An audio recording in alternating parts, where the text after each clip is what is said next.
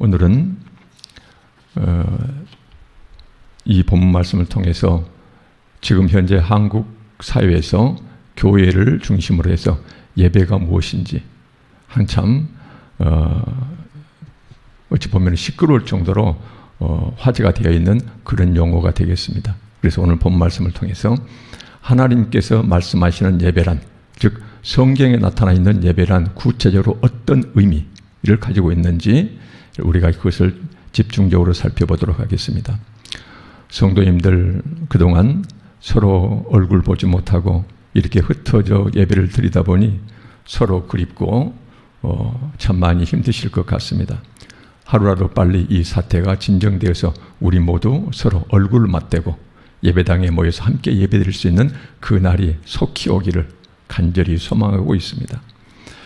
오늘은 이 주제와 관련해서 최근 한국 사회에서 특히 코로나 사태로 힘들어하는 정부 당국자들이 교회를 중심으로 해서 코로나가 계속 이렇게 퍼져나가니까 이 사태가 진정될 그때까지만이라도 좀 참고, 그래서 교회 예배당에 모이는 현장 대면 예배를 좀 삼가해 주십시오 하고 이렇게 대면 예배 자체를 금지했습니다. 여기에 대해서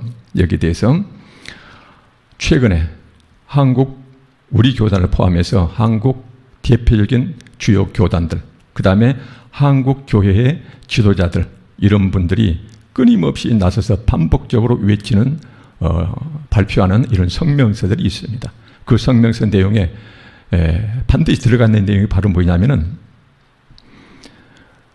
우리가 예배당에 모여서 함께 예배드리는 이런 현장 대면 예배는 기독교의 목숨, 기독교의 생명과도 같다. 따라서 정부 당국자들이 우리 교회에 대해서 현장 대면 예배를 금지하는 것은 기독교 탄압이요, 기독교 핍박이요, 기독교 말살 정책이다 라고 이렇게 비난하면서 정부 지침을 따를 수가 없다. 그래서 우리는 현장에서 함께 모이는 대면 예배를 강행하겠다라는 성명서를 계속 부산, 경기도, 충청도, 최근에는 우리 광주에서도 이런 것을 발표를 하고, 일부 지역에서는 이것을 주요 일간지에 광고까지 하는 그런 사태에 이르렀습니다. 자, 예배란 무엇일까요? 예배란 우리가 주일날 1시간 이렇게 모여서 그래서 드리는 이 예배만을 성경에서 하나님께서, 특히 우리 예수님께서 그렇게 예배를 규정하고 있을까요? 오늘날 이런 우리로 인해서 한국 사회가 이렇게 힘들어하는데, 특히 2차 전파 이러한데도 불구하고 교계 지도자와 주요 교단들이 나서가지고 주일날 함께 모이는 현장 대면 예배만이 진정한 예배고 나머지는 전부 다 예배로 인정할 수 없다, 이런 입장을 계속 취하고 있는데, 하나님께서는 우리의 이런 자신의 모습, 한국교회의 이런 주장에 대해서 어떻게 생각하실까? 이런 생각 속에서 오늘 주제를 선택을 했습니다. 과연 하나님께서도 오늘날 우리의 어찌 보면은 한국교회가 그렇게 외치고 있는 주일날 함께 모이는 대면 예배만이 진정한 예배고 나머지 온라인으로 가정에서 드리는 이런 예배는 하나님이 받으실 수 없는, 그래서 기독교의 본질에 어긋나고 기독교 말살 정책이고 기독교 생명을 버리는 그런 예배 행위인지, 이것을 오늘 본 말씀을 통해서 그 다음에 관련되는 여러 성경 구절을 통해서 살펴보도록 하겠습니다. 미리 말씀드리지만 오늘 이 말씀은 똑같은 말씀을 계속 똑같은 의미를 갖고 있는 말씀을 여기저기 성경에서 찾다 보니까는 거의 반복적으로 세상적으로 말하면 지루할 수도 있는 그런 예배가 되겠습니다. 그러나 이렇게 하는 이유가 있습니다. 하나님께서는 예배란, 진정한 하나님이 기뻐하시고 받으시는 예배란 어떤 예배인지를 성경 어느 한 구절, 특수한 상황 속에서만 하신 것이 아니고 성경 구약 처음부터 신약 마지막까지 계속해서 반복적으로 하시는 말씀이 있어요. 예배란 어떤 것인지.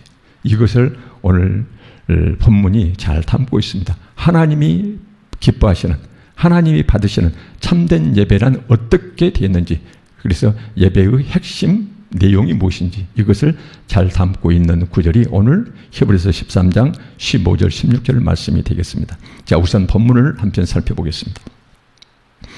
그러므로 우리는 예수로 말미암아, 자, 여기서 예수로 말미암아 항상 찬송의 제사를 하나님께 드리자. 찬송의 제사를 하나님께 드리자. 이는 그 이름을 증언하는 입술의 열매니라. 이 말씀이 나왔어요. 여기서는 찬송의 제사, 구약에서는 제사이지만 신약에서는 우리가 예배죠. 예배를 말씀하고 있습니다. 여기서 보니까는 예배는 예수로 말미암아, 예수 그리스도를 통해서 하나님께 예배를 드리는데 어때요? 항상. 그래서 미리 말씀드리면 이 항상이라는 것은 주일날 모여서 드리는 이 한 시간만을 말씀하신 것이 아니고 우리 생애 전체 모든 시간, 그래서 항상 찬송의 제사를 하나님께 드리자. 이는 그 이름을 증언하는 입술의 열매. 그 이름을 증언한단 말이 무슨 뜻일까요? 하나님은 우리의 하나님, 우리는 하나님의 백성, 예수 그리스도는 우리의 구원자. 이것을 고백하는 입술이라면 반드시 어떻게 해요? 하나님께 항상 찬송의 이런 예배를 드릴 수밖에 없다. 그런데 그 예배는 반드시 예수님을 경유해서 예수님을 통하여 하나님께 드려지는 예배다. 그래서 우리가 드리는 이 예배는 예수 그리스도를 통하여 하나님께 상달되는 이런 구조를 여기서 말씀하고 있는데 이것이 예수로 말미암아. 그래서 쉬운 성경에서는 예수님을 통하여 우리 예배가 하나님께 상달된다. 그렇게 해석을 하고 있습니다. 두 번째 보니까는 13장 16절에 오직 선을 행함과 서로 나누어 주기를 잊지 말라. 선을 행함, 선행과 서로 나누어 주기. 내가 가지고 있는데 내 옆에 힘들어하는 사람이 가지고 있지 못하면 내가 가지고 있는 것을 함께 나누라는 것이거든요. 선행과 서로 나누어 주기를 잊지 말라. 하나님은 이 같은 제사를 기뻐하신다. 이 같은 예배를 기뻐하신다 라고 나왔는데, 자, 13장 15절 16절 이 두 절에서 성경에서 말씀하시는 예배의 의미를 충분히 담고 있습니다. 구약 성경과 신약 성경에서 오늘날 우리가 사용하는 예배라는 단어와 관련된 이런 용어들이 여러 개가 나와 있어요. 실은 여러 개가 나와 있는데 그 여러 개 예배를 나타내는 여러 단어들, 히브리어와 헬라어 이런 단어들이 공통적으로 담고 있는 내용이 있어요. 바로 뭐냐면 예배란 첫째 출발점이 뭐냐면은 하나님께서 우리를 부르신다는 것이에요. 하나님의 부르심이 먼저 있고, 그러면 그 하나님의 부르심에 응답하는 것이 우리의 예배입니다. 그럼 예배는 구체적으로 어떻게 구성될까요? 첫째, 하나님이 부르시면 우리는 그분을 향하여 나아가서 그분을 뵙는 것이에요. 그래서 하나님과 우리가 함께 만나는 것, 이것이 이제 예배의 출발점이 됩니다. 그러면은 만나고 난 다음에 우리는 어떻게 해야 될까요? 첫째가 바로 뭐냐면 위로는 하나님을 찬양하는 것이에요. 그래서 15절에 보니까는 예수님을 통하여 우리는 하나님을 예배하는데 첫째 뭐예요? 위를 향하여서는 어때요? 하나님의 은혜를 찬송한다 그 말이에요. 하나님의 은혜를 찬송하고, 두 번째요. 그래서 다시 한번 말씀드릴게요. 예배란 하나님이 우리를 부르시면은 그 자리에 나아가는 것이에요. 나아갈 때 그래서 그분을 뵙는 것이에요. 그분을 뵙고 나서 그분의 은혜와 그분의 위엄과 그분의 우리를 향한 그 사랑하심이 너무나 아주 감동돼서 그래서 그 하나님을 항상 끊임없이 찬양하고, 그래서 위로는 하나님을 찬양하고, 그 다음에 어떻게 할까요? 이것을 우리는 그 전에 한번 설교 말씀 중에서 모이는 예배라고 그랬습니다. 모이는 예배, 주일날 11시에 함께 모이는 예배. 이 예배가 끝나면은 여기에서 모여서 하나님을 찬양하고 축도하면은 예배가 끝나는 것이 아니에요. 예배의 진정한 예배의 출발점입니다. 그래서 우리는 흩어지는 예배를 드려요. 주일날 11시 1시간 빼고 난 나머지 온 인생을, 온 삶을 하나님의 뜻에 순종해서 하나님이 원하시는 삶을 살아드리는 것, 이것이 이제 예배를 구성하는 것. 그 예배라는 것은요, 주일날 11시에 모이는 이 1시간이 예배의 전체가 아니에요. 이것은 예배의 출발점이에요. 그래서 모이는 예배, 그 다음에 흩어지는 예배. 그래서 주일날 예배가 끝나면 우리는 흩어져서 하나님의 뜻을 행하는 것이에요. 누굴 향해요? 우리 주일을 향하여, 세상을 향하여. 위로는 하나님을 찬양하고 하나님을 배웠을 때 모이는 예배에서, 그 다음에 흩어졌을 때는 항상 하나님을 찬양하면서 우리의 이웃들, 우리의 형제들을 사랑하는 것, 이것이 바로 예배다. 이것이 어디에 나와 있어요? 16장 16절이에요. 방금 본문 말씀. 그래서 위로는 항상 찬송 제사를 하나님께 드리고 그 다음에 옆으로는 어떻게 해요? 오직 선을 행함과 서로 나눠주기를 잊지 말라. 하나님은 이 같은 제사, 이러한 예배를 기뻐하신다라고 그래서 하나님이 기뻐하시는 예배란 하나님의 부르심에 응답하여 우리가 그분께 나아가고 그래서 그분의 은혜를 깊이 깨닫고 그분을 찬송하는 것, 항상 그분의 찬송의 제사를 예배를 드리는 것. 그리고 나서 우리는 흩어져서 내 삶 가운데서 내 주변에 힘들어하는 사람들, 그런 사람들에게 선행을 행하고, 선을 행하고, 그 다음에 내가 가지고 있는데 옆 사람 그이 없어서 고통스러워요. 그러면 내 가진 것 함께 나누는 이러한 것이 바로 이러한 예배를 하나님은 기뻐하신다. 이게 이제 오늘 본문 말씀 뜻이 되겠습니다. 그러면 여기서 보니까는 이 같은 제사에 뭐가 포함됩니까? 하나님께 나가서 하나님 찬양하는 것 포함해서 그 다음에 내 이웃에게 선을 행하고 함께 나누는 일상적인 삶 가운데 선행, 이것까지도 예배에 포함됐어요. 그래서 성경에서는 구약 신약에 여러 단어들이 있는데 그 단어를 전부 다 핵심을 추려보면은 예배란 하나님의 부르심, 우리의 응답, 그래서 그분께 나아감, 그분을 배웠어요. 너무나 좋아요. 그래서 그분을 찬양해요. 모이는 예배예요. 흩어졌을 흩어지면서 흥얼흥얼 계속 하나님을 찬양하면서 그러면서 하나님 뜻에 순종하여 이웃사랑을 베푸는 이러한 것이 바로 우리의 예배다. 그래서 예배라는 것은 우리의 온 인생으로 드리는 것이지 주일만 모여서 드리는 예배를 예배라고 성경은 말씀하지 않습니다. 그래서 이제 이것이 바로 오늘 본 말씀이 성경 여기저기서 말씀하고 계시는 하나님이 원래 의도하셨던 예배의 참된 의미를 위로는 하나님께, 옆으로는 형제께, 그래서 우리 온 인생 가운데서 핵심 의미를 잘 담고 있습니다. 여기서만 그럴까요? 그렇지 않습니다. 똑같은 말씀을 마가복음 12장 33절에도 나와 있어요. 어느 서기관의 고백입니다. 예수님이 칭찬했던 내용이에요. 그거 보니까는 마가복음 12장 33절에 또 마음을 다하고 지혜를 다하고 힘을 다하여 하나님을 사랑하는 것, 위로는 하나님을 사랑하는 것. 오늘 본문에서는 뭐예요? 항상 찬송 제사를 드리자. 이것이 이제 위로 향하여 하나님을 사랑하면서 찬송하는 것을 나타내요. 그 다음에 옆으로는 이웃을 자기 자신같이 사랑하는 것. 이것이 바로 오늘 본문에서 선을 행함과 서로 나눠주기의 다른 표현이에요. 그래서 위로는 하나님을 사랑하고 옆으로는 이웃을 자기 자신같이 사랑하는 것. 이것이 어때요? 전체로 드리는 모든 번제물과 기타 제물. 마가복음 12장 33절 전체로 드리는 모든 번제물과 기타 제물. 우리 신약으로 말하면 어때요? 우리가 주일 대예배, 수요 예배, 금요 철야기도, 그 다음에 새벽, 이 모든 예배를 전부 합한 것보다도 훨씬 더 나은 것이 위로는 하나님을 사랑하고 그 다음에 흩어져서 이웃을 사랑하는 이런 삶, 이런 삶이 모든 예배를 합친 것보다 훨씬 더 낫다. 이것을 예수님께서 그렇게 극찬하셨던 이 말씀이 되겠습니다.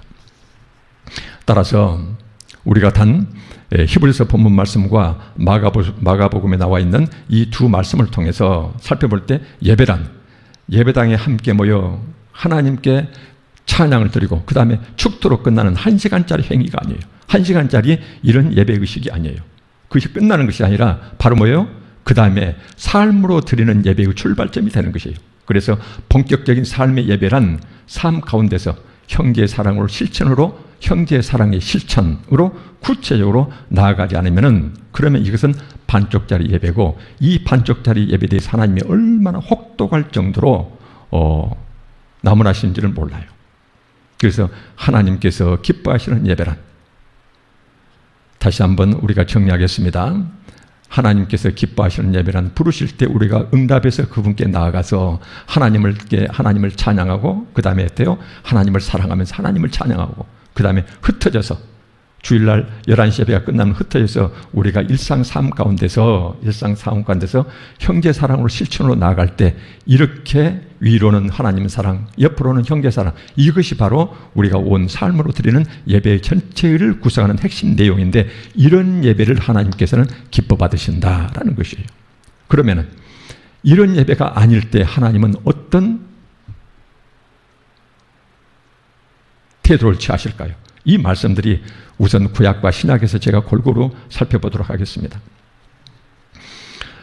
아모스 5장 21절에 보면은 아모스 5장 21절 아모스 선지자를 통하여 하나님의 뜻이 나타나 있습니다. 내가 너희 절기들 미워하여 멸시하며 너희 성회들을 기뻐하지 아니하나니. 자, 여기서 구약의 절기들은 뭡니까?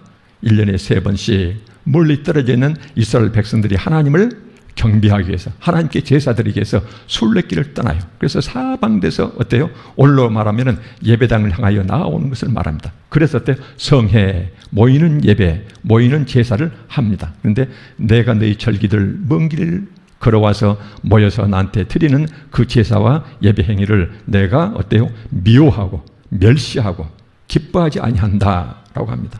그러면서 22절, 23절에 쭉 나와 있습니다. 그 다음에 24절에 보면은 왜 기뻐하지 아니하는가? 그러면서 주문하신 내용이 있어요.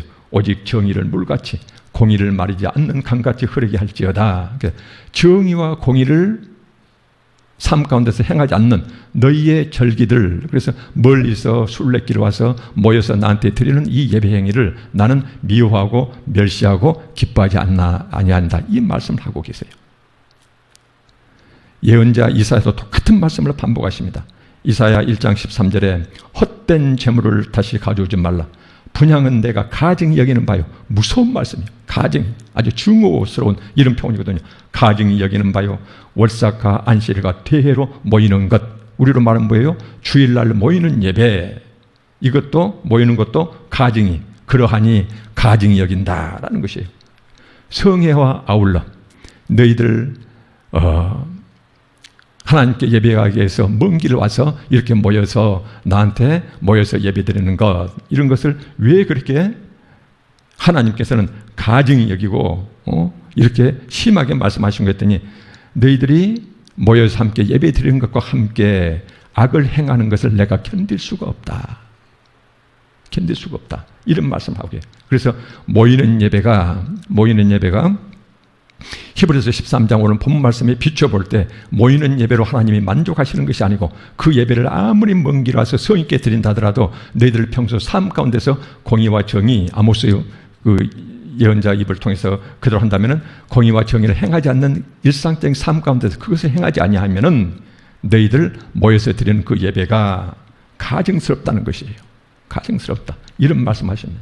그러면서 뭐라고 주문하시냐면요, 이사야 58장 6절에 내가 기뻐하는 금식은, 자, 금식도 넓게 보면 이제 예배에 속합니다. 내가 기뻐하는 예배는 보니까는 흉악의 결박을 풀어주며 멍에의 줄을 끌어주며 압제당하는 자를 자유하게 하며 모든 멍에를 꺾는 것이 아니겠느냐.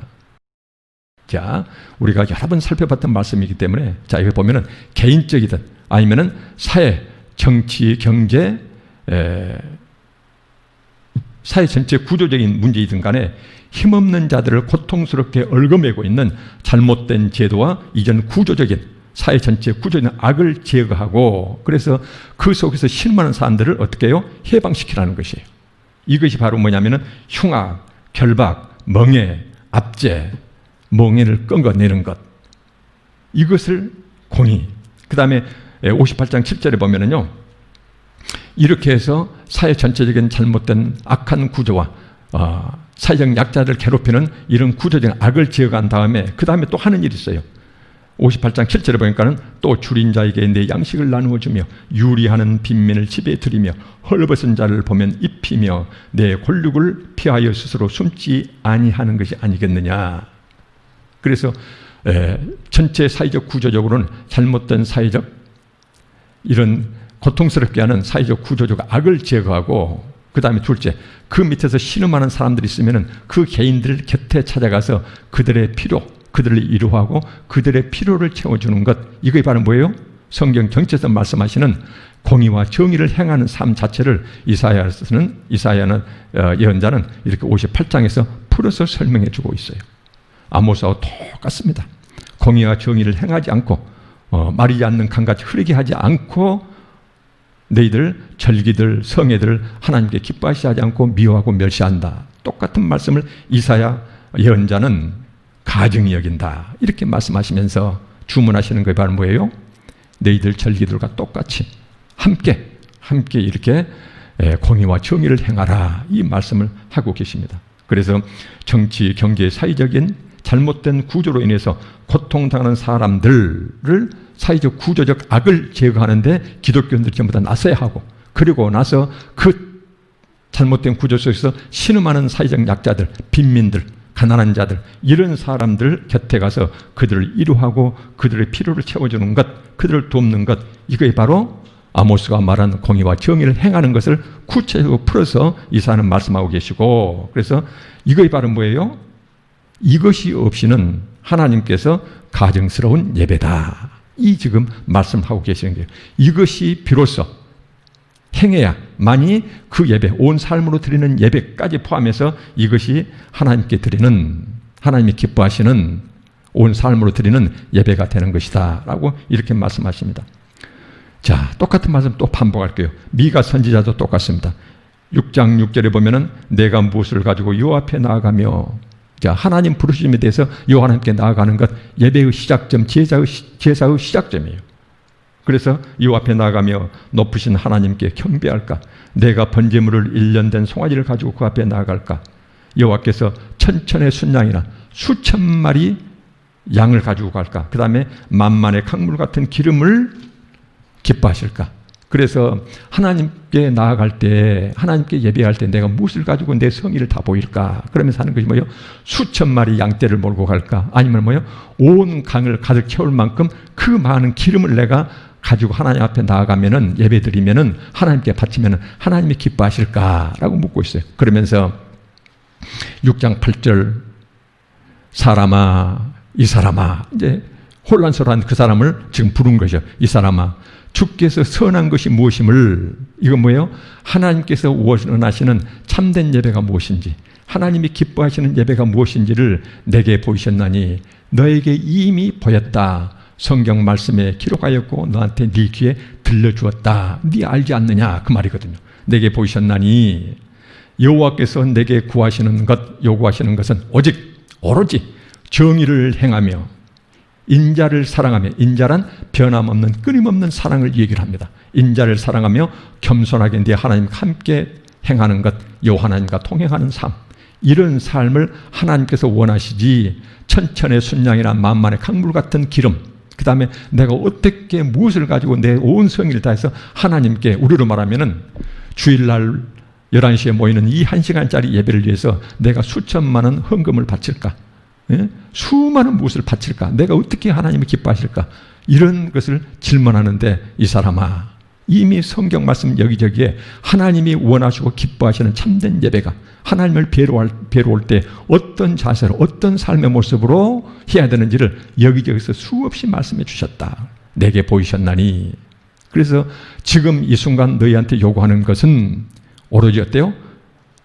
나에게 모여들기 이전에 네 삶 가운데서 정의를 행하며 끊임없는 사랑을 베풀며 겸손하게 온 삶 가운데서 요 하나님과 함께 동행하는 삶을 살다가 나한테 나오면은, 그럼 어때요? 그런 예배는, 그런 모인 예배는 우리의 생명과 같이 귀중한 예배가 된다는 것이에요. 근데 그것이 없는 예배는 하나님이 가증스럽게 여기는 예배가 된다라는 것이에요. 이 말씀을요, 자, 구약 말씀을 쭉 살펴봤는데 예수님께서 똑같은 말씀을 하셨어요. 얼마나 혹독한 말씀을 하셨는가 하니, 마태복음 23장 23절, 화 있을진저, 이 화 있을진저라는 이 단어는요, 공개적으로 모든 사람들이 다 듣는 데서 공개적으로 굉장히 심한 비판의 소리예요. 아주 심한 비판이에요. 그래서 거의 저주에 가까울 정도로 아주 혹독한 이런 비판의 소리인데, 화 있을진저, 외식하는 서기관들과 바리새인들이여, 그때 당시 종교 지도자들입니다. 너희가 박하와 회양과 근처에 11조는 들이되 율법에 더 중한 바, 너희의 11조보다 훨씬 더 중한 바 정의와 긍휼과 믿음은 버렸도다. 정의와 긍휼, 불쌍히 여기는 것, 가난한 자 곁에 서서 그들을 돕는 것, 이것은 너희는 버렸다. 삶 가운데 예배는 버렸다. 그러나 이것도 행하고 11조도 행하고, 그러나 저것도 버리지 말아야 할지니라. 그러면서 23장 24절에 11조와 우리가 삶 가운데서 정의와 긍휼과 믿음을 지키는 것, 이것을 어떻게 대조했는가 하니, 맹인된 인도자여, 성경에 그렇게 기록되어 있는데 너는 눈을 감고 하나님 말씀을 살펴보지 않는다, 그 말이에요. 그러면서 하루살이는 걸러내고 낙타는 삼키는도다. 자, 하루살이와 낙타는 그때 당시 예수님 당시 유대 사이의 정결법에 있어서 사람을 더럽히는 가장 사소한 것, 적은 것이 하루살이였어요. 하나님을 더럽힐 수 있는 가장 먹어서는 안 될 것이 가장 큰 짐승이 낙타였어요. 그러니까 뭐예요? 보면은 하루살이는 잘 걸러내요. 예배를 구성하는 것 중에서 가장 작은 것은 그렇게 잘 지킨 채 하면서, 그러면서 예배에서 핵심, 훨씬 더 중요한 바 뭐예요? 정의와 긍휼과 믿음. 낙타는 꿀꺽꿀꺽 그 죄는 잘 또 말하자면 짓는구나. 그러면서 여기서 외식하는 자들, 이 말씀은 굉장히 무서운 말씀입니다. 뭐냐면요, 이 외식하는 자들은 것은 위선자들아, 그 말이에요. 위선자들아. 여기서 외식하는 자라는 이 단어는 헬라 시대의 연극 배우들이 얼굴에 가면을 쓰고 연극하는 것을 지칭하는 단어가 이 외식이 되겠습니다. 그래서 뭐냐면은 너희들은 지금 밖에 나와서 나에게 정말로 하나님이 원하시고 기뻐하시는 그런 예배를 드리겠다고 목숨 걸고 하겠다고 막 외치고 있는데, 그런데 너 가면 쓰고 연극하는 자들아, 이 말이에요. 제가 위선자들아, 너희는 가면 쓰고 그렇게 하나님께 제대로 예배 드린다고 근처 회양 박하 이런까지 모든 11조 조그만 풀잎에 나는 그런까지 전부 다 일일이 그렇게 드린다고 하고 가면을 쓰고 있는데 너희 속에는 탐욕이 가득하다, 그 말이에요.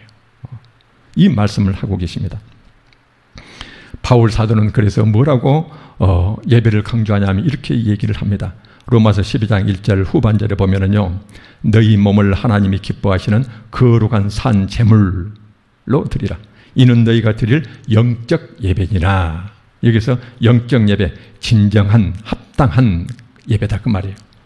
그래서 여기서 보면 너의 몸을 제물로 드린다는 말이 뭔 말일까요? 우리의 삶이라는 것은 내 몸이 움직이는 것 자체가 삶이에요. 그래서 내 몸을 하나님께 산 제물로 바치라는 것은 내 몸으로 살아가는 온 삶을 하나님이 기뻐하시는 거룩한, 성경에서 거룩하다는 것은 하나님 말씀을 순종하는 것 자체를 거룩이라 이렇게 표현합니다. 그래서 내 몸으로 살아가는 삶 자체를 하나님 말씀 뜻에 순종하는, 그래서 온 삶 자체를 제물로 바치라, 거룩한 예배를 드리라, 그 말이에요. 온 삶으로 이 말씀을, 이것이 바로 너희가 드릴 영적 예배, 진정한 하나님께 드릴 합당한 이런 예배다, 이렇게 얘기를 합니다. 우리는 지금까지 어찌 보면은 하나님 말씀에 이런 표현을 우리가 쓰면 안 되겠지만 세상적으로 말하면은 지루할 정도로 똑같은 말씀을 구약에서 신약에서 여기저기서 계속 살펴봤습니다. 여기만 나올까요? 사방돼요. 그래서 구약과 신약에 걸쳐서 하나님이 기뻐하시는 예배는 어떤 예배인가? 그 다음에 하나님이 멸시하시고 싫어하시고 심지어 가증스럽게 여기고 심지어 어때요? 위선자들이라고 이렇게 혹독하게 비판하는 이런 예배가 무엇인지, 이것을 우리는 곳곳에서 살펴봤습니다. 다시 말씀드립니다. 어느 성경 한 군데서만 특별한 경우에만 이 말씀하신 것이 아니라 구약부터 신약까지, 예수님까지, 바울사도까지 끊임없이 참된 예배가 무엇인지를 이렇게 강조하세요. 서두에서 말씀드렸던 말씀을 다시 한번 말씀드립니다.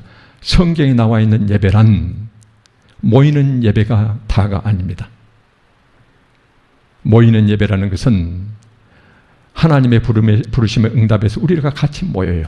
같이 모여서 하나님께 깊은 감사와 감동 중에 찬양을 드려요. 항상. 그것도 한 시간이 아니에요. 항상 드리고, 그리고 나서 흩어지는 예배를 드리는데, 이 흩어지는 예배는 정말로 중요한 것은 하나님 뜻대로 우리가 순종하면서 살아가는 거죠. 그래서 형제 사랑으로 나아가지 않는 이것이 빠진 주일만 우리만 모여서 한 시간 드리는, 그래서 요즘 우리 한국 사회에서 화두가 되어 있는 주일날 한 시간 모이는 이런 현장 대면 예배가 기독교의 생명 천만의 말씀이에요. 전혀 그렇지가 않아요. 이것은 성경 어디 한 군데서 말씀하시는 그런 내용들이 아닙니다. 이번 코로나 사태로 온 세상이 고통을 당하고 있습니다.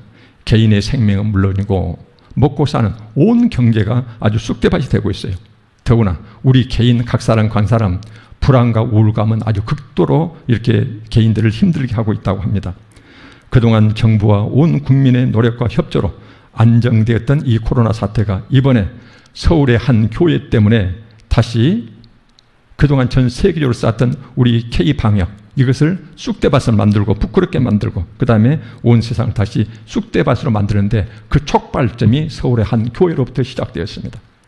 지난 8월 한 달 동안 코로나 환자가 약 4,400명 정도 발생됐는데 이 전체 8월 한 달 동안 전체 환자 중에서 약 1,400명 정도, 이렇게 3명 중에 1명꼴이 바로 교회 모임과 관련돼서 걸린 환자가 3명 중에 1명꼴입니다.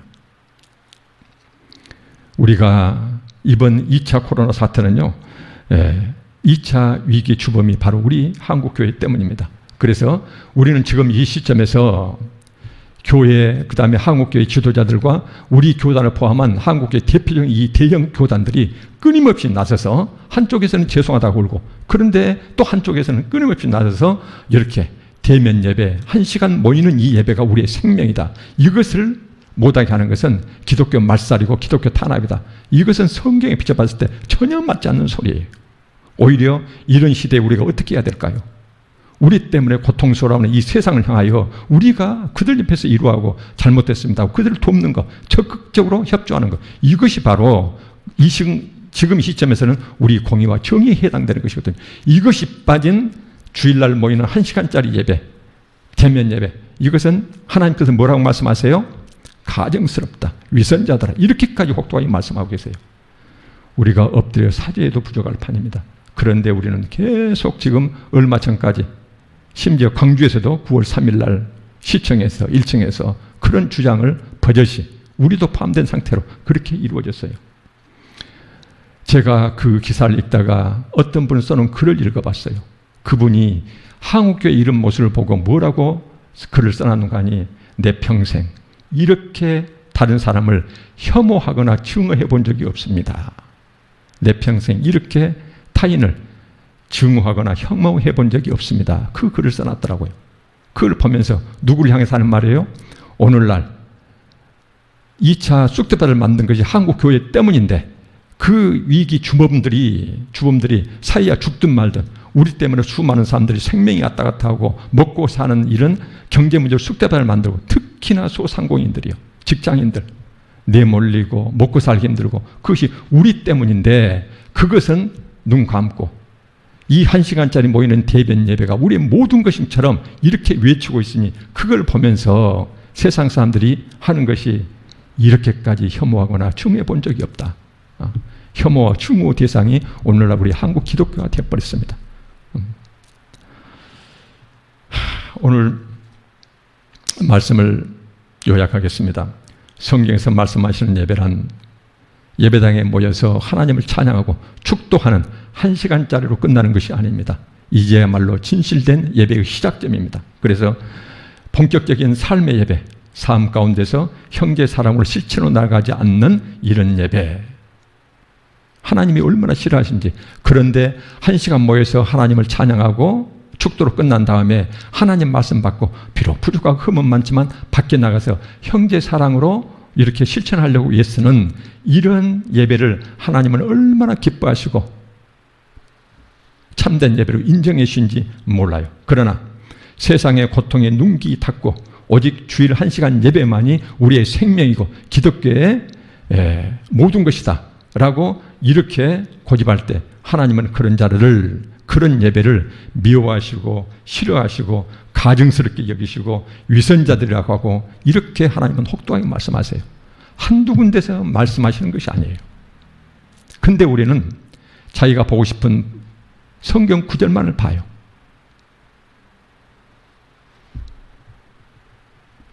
교계 지도자들과 연합단체들이 모여서 종교 탄압이요 예배당에 모이겠다고 주장할 것이 아닙니다. 오늘 본문 말씀처럼 공의와 정의를 행하는 것, 구체적으로 삶의 예배, 형제 사랑과 고통 분담을 말없이 실천하는 것, 이것이 바로 오늘날 하나님이 우리한테 원하시는 예배의 모습입니다. 특히 방역 활동에 고생하는 정부 당국자들, 현장 의료진들, 생명의 이업 앞에 벌벌 떨고 있는 우리 환자들, 그 가족들 위로하고 돕는 것, 나아가서 이러한 위기 때 특별히 가장 많은 피해를 보고 고통스러워하는 사회적 취약계층들, 그들을 돕기 위해서 발벗고 나서는 것, 이것이 바로 삶을 드리는 예배고, 이런 예배를 드렸을 때 우리가 함께 모이는 예배, 이 예배를 하나님께서는 그렇게 기뻐 받으신다는 것이에요. 그래서 예배란 반드시 모이는 예배가 있고 흩어지는 예배가 있다. 흩어지는 예배의 핵심은 형제 사랑이다. 이것 없는 모이는 예배는 하나님이 얼마나 가증스럽게 여기는지 모른다. 이것을 꼭 우리 교회와 한국교회가 기억해 줬으면 합니다. 기도하고 말씀 마치겠습니다. 아버지 하나님, 하나님의 영광을 가리고 있는 우리 한국교회 회개하게 하시고 성경 전편에 나와 있듯이 위로는 하나님의 은혜를 찬양하며 옆으로는 사랑과 공의와 정의를 향하여 이웃사랑을 실천하는 저희들과 우리 한국교회 되게 하여 주시옵소서. 이 코로나 위기에서도 우리 자신과 회의 선교지 우리 형제들 기쁨과 즐거움 중에 힘있게 살아갈 수 있도록 붙들어 주시옵소서. 우리 주 예수 그리스도 이름으로 기도합니다. 아멘.